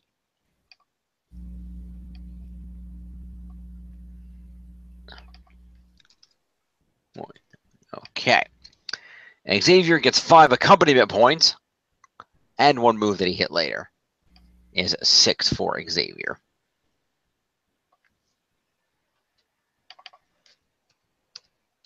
Okay. And Kevin Owens and Sami Zayn. So Sami Zayn got the victory in this match. Because Kevin Owens ran away like a bitch. So Kevin Owens is going to get himself 15 points for being on the winning team. He's going to get 5 for competing, is 20. He's going to get 3 for being in a specialty match, is 23. And 4 for being in the main event is 27 points. And as far as I can gather, no moves, so just 27 points to Kevin Owens. 53 and 7 is 160 even. Wait, no, that was Carl Anderson. Let's not do that. 27 points to Kevin Owens. How about that? Or that's 404, 414, and I said it was 16, right? Yeah, so for 04, 414 is 420. Blazing. Sami Zayn is going to get himself 20 points for winning this match. He's going to get 10 for winning a specialty match, is 30. 9 for being in and winning the main event is 39. 5 for competing in a match is 44. 3 for competing in a specialty match is 47 points to Sami Zayn, who won off a roll-up. It's 289 for Sami Zayn. And post-match, the New Day got the upper hand on Sami, who'd been left behind, and he ate a Trouble in Paradise and a Midnight Hour. They dance in the ring and celebrate. Post-match, Kevin Owens storms backstage to find Daniel Bryan and begs him on his knees not to fire them. Bryan says, if he's at all concerned about what just happened to his partner, and Owens says that he is and that Sami wants to know too. And Bryan says that he was never going to fire them. He recognizes their talent, and Owens better show up next week because he's going to have a one-on-one match with Randy Orton. Dun, dun, dun. Owens starts to protest, but just ends up thanking Bryan and walking off. Promo to KO to end the program. Or 25. Okay. Oh, enough to push KO into the top 10. There you go. All right, let's check out the happy totals. Bam. Still in the lead at 57-67. Are the Champions of Justice. Followed by T-Day Worldwide at 51-86. Followed by the Glorious End at 46-52. Followed by the Broken Highlight Club at 4,009.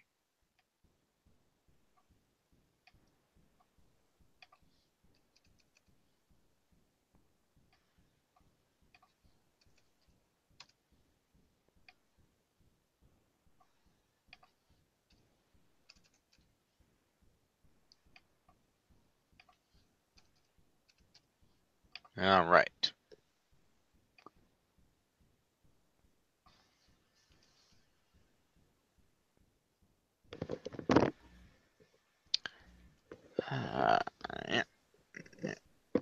Okay. And that just leaves the 205 lives. Let's hit it up. Copy. Paste that up. All right. The 205 Live is, of course, also emanating from the Toyota Center because it comes right after SmackDown. We open it up with the hashtag realest champ in the room, Enzo Amore, who is hosting a Zo-Train Thanksgiving at the catering area. He tells them he's got matches for each of them tonight and that they need to put on a better showing than last night. And he informs them that if they win their matches tonight, that one of them might get an early Christmas present, a Cruiserweight title shot.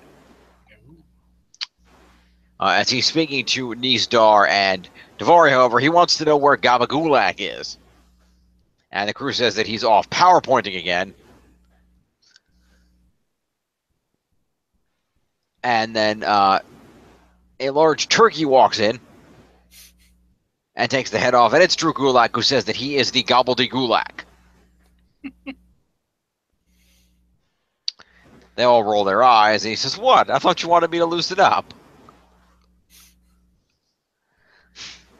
So, promo to all the gentlemen of the Zo-Train. It's time once again. So that would be Enzo, 06, and Daivari De Niro. Let's see, that'd be 3 versus 152. And Drew Gulak, 222, and Noam Dar, 2, and Tony Nese, 6. Okay.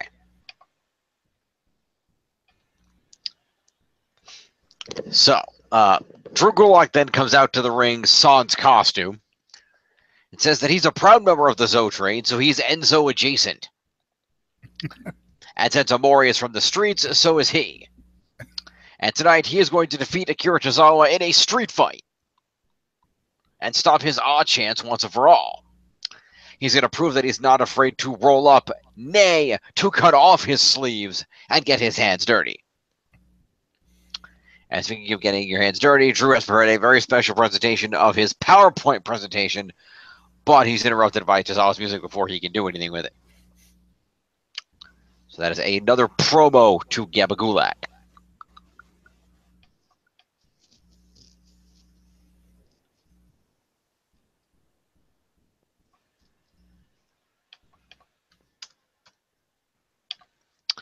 And then we got the match in which Akira Tozawa defeats Drew Gulak in the street fight after putting a garbage can on his head, beating him with a kendo stick, putting him on a table, and then sentoning him through said table.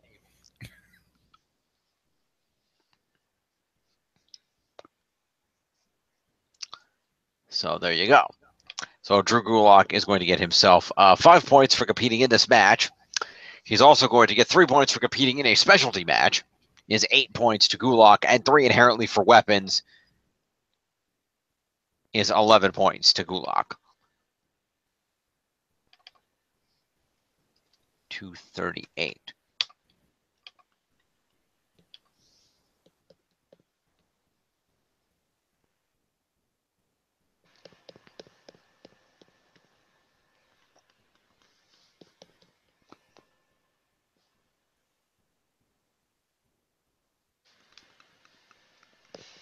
And then we have Akira Tozawa gets 20 points for winning, 10 points for winning a specialty match. Is 30, and 5 for competing is 35. 3 for inherent weapon use is 38, and 2 for moves is 40 points even to Akira Tozawa. How about that? 83, 93, 03, that's going to put him at 213.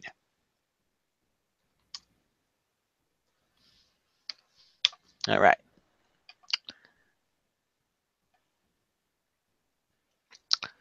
All right. Following this, Nigel McGuinness informs us of a new competitor in the division and shows a promo video for Hideo Itami. Back at the catering area, Nice says that he thinks that if Hideo Itami is smart, he'll get on board the Zo train. Enzo tells him not to worry about that. They need to worry about doing better than Gulak in their matches. Rich Swann and Cedric Alexander roll by to make fun of them, and Enzo tells Tony to get ready because he's up next. So that's promo to Nice, Enzo.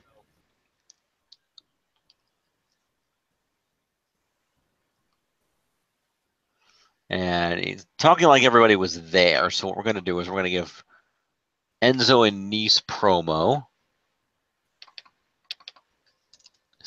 11. Ah.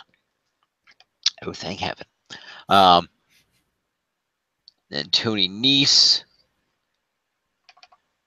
He's going to get himself 7 point. Let's see, what is it get? It's Pro 5, so that's 21. And I'm going to give Mini to, since obviously Gulak got beat up and isn't there, I'm going to give Mini to Davari and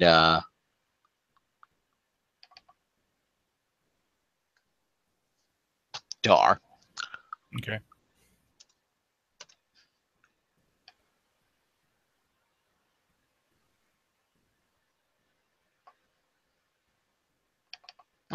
Seven. Okay.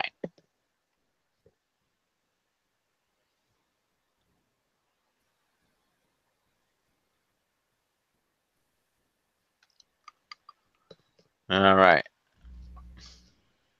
Next up, we come back out to the ring where Tony Nese goes out and has a match against Mustafa Ali that he wins following a running Nese. So somebody in Enzo's stable is competent.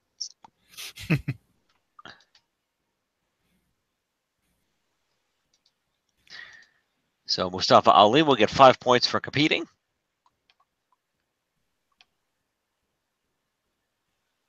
Mustafa Ali, where are you? I need to give you 5 points. There we go. That's 288. Tony Nese will get 20 for winning, 5 for competing is 25, and 1 for the running Nese is 26 to Tony Nese. 46, he has 46, puts him at 147. All right. We cut backstage to Zoe, who's excited because one of his friends won. And he then gives Daivari and Dar a pep talk, saying that they're going to win and prove the Zoe train is no joke, unlike some people. He then points to his right, and the camera pans to Gulak sitting in the turkey costume.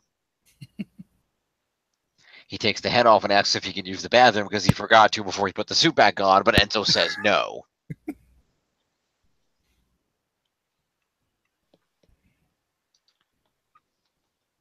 All right. I'm taking a wild guess the backstage segments are pre-recorded. Probably. Anyway, that's promo to Zoe, Daivari, Dar, and I'm going to throw a mini to Gulak. Lots of cruiserweight promos going on tonight.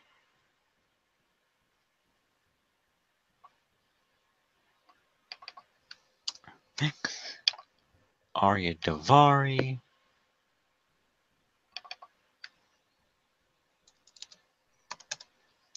Noam. Well, draw the way down. We'll grab Drew Gulak for a mini. 241 and Noam Dar. Yes, Noam Dar. 5'3". 4'5" is 92. Okay. All right. After this, the champ proceeds to escort the Zoe train to the ring for the main event, in which Noam Dar and Arya Daivari are taking on Rich Swann and Cedric Alexander. The faces win after Swann lands a Phoenix Splash onto Noam Dar. Enzo tried to get involved. Cedric stopped him, and when Noam responded, Rich kicked him in the face and then hit the Phoenix Splash. So that is Dar and Arya are going to get themselves 5 points for competing and 4 for being in the main event. It's 9 points a pop. Noam Dar at exactly 100 points. And Arya Daivari is going to earn an additional 9. Let's put him at 169. Enzo is going to get accompaniment points, not to mention interference. So that's 11 points to Enzo. 27. And then Amore attacks Swann after the match. Cedric tries to help, but Dar recovers, and the numbers game is on. Ali and Tozawa run down to help, but Nese and Gulak, who is apparently out of timeout, run in to counter them, and the beatdown is on.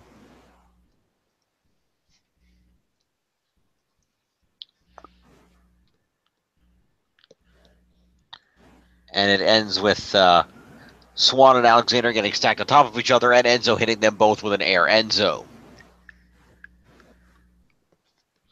And then the entire Zoe train danced on their way out.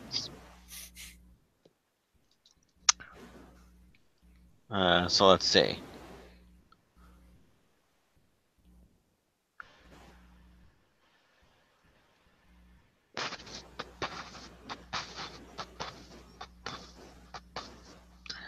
So pretty much everybody pretty much gets an out of match assault at this point.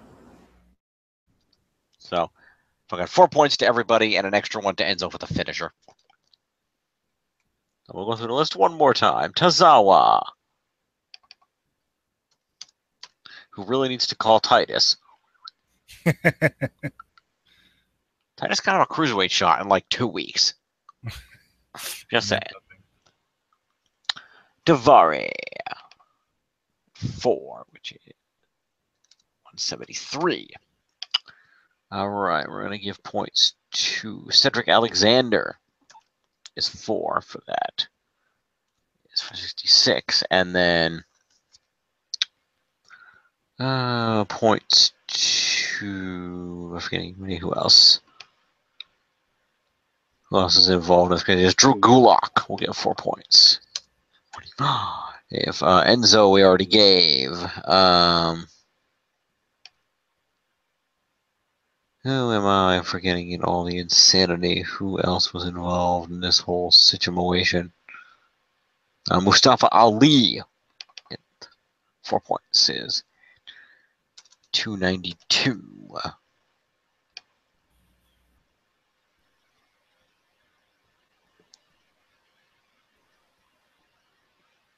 And Rich Swan, I went by accidentally. 3 is 341 for him. And Tony Nese. It's about 150 even. Okay. And then the actual match participants will, of course, get their match points, which means that Noam and Dar and Davari. Wait, did I give Dar and Davari match points already? I don't think so. Okay. Then 5. No, I did because I said 9. I gave them each 9. I did do that. I remember because it was 5 for the match and 4 for the main event. I did do that. I remember distinctly now. So then Cedric and Rich are coming up. Cedric is going to get 15 points for being on the winning team. He's going to get 5 for being in the match, is 20. He is going to get another 4 for being in the main event, is 24. To Cedric.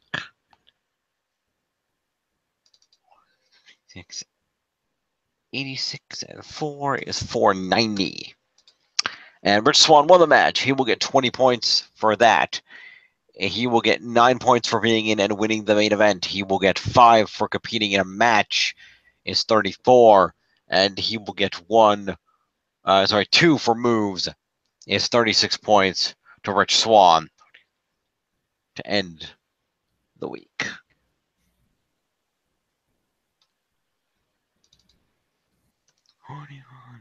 One 71 and 6 is 377. All right, save it up. Let's see the happy totals for the week, shall we? You still with me, John? I am. Awesome. All right, in the lead at the end of the week is still the Champions of Justice at 58.72, followed at 52.68 by the TNA Worldwide, followed at 46.78 by the Glorious End, followed at 40.60 by the Broken Highlight Club.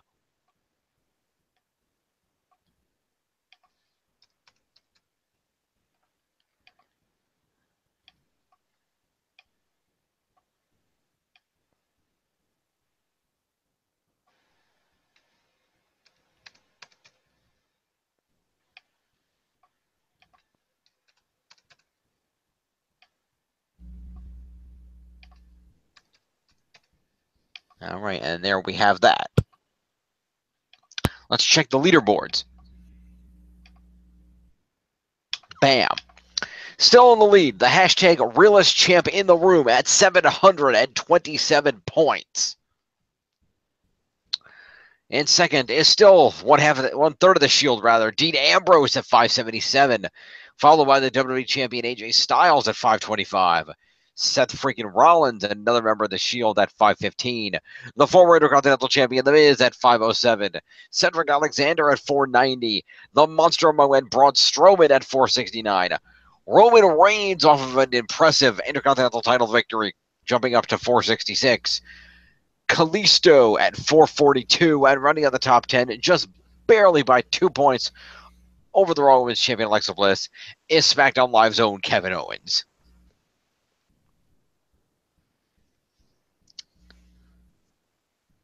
So this is getting interesting. Now let's see. I have 3 people in the top 10.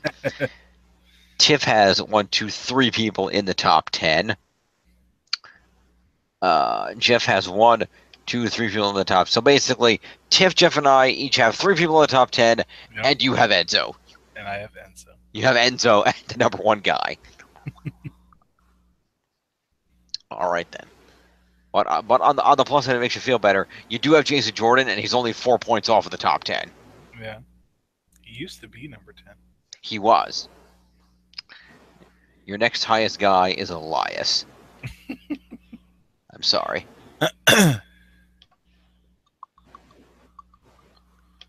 All right, well, that was the program. Close this out.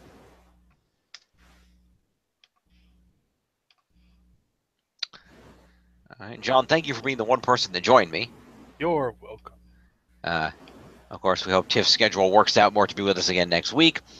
And maybe Jeff will show up. I don't know. We'll find out. It'll be a surprise. It'll be fun. It is worth noting, when you and I are the only two here, these videos are a lot shorter. They are. They're a lot less yelly. Yeah, this is true. At any rate, that was the week in the WWE and other such goings-on.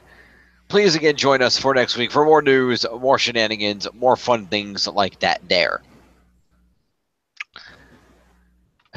We will see you next time. You want some? Come get some.